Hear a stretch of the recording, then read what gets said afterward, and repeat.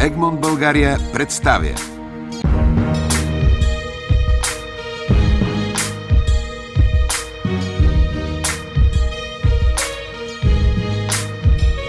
Тази книга е за 11-годишно момче, което е полиглот. Говори десетки езици, включително езика на животните. Тази книга е за професора, но не само за него.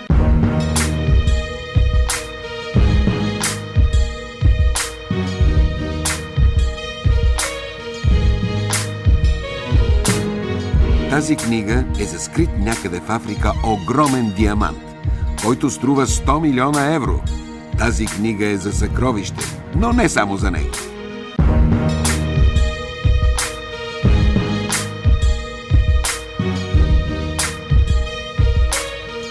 Тази книга е за две маймуни, африкански шаман, прекрасно момиче и бандити, но не само за тях.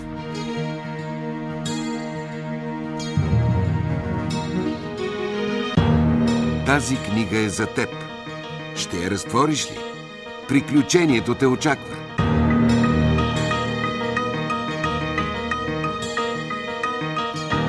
Спасяването на африканските диаманти от Весел Цанков.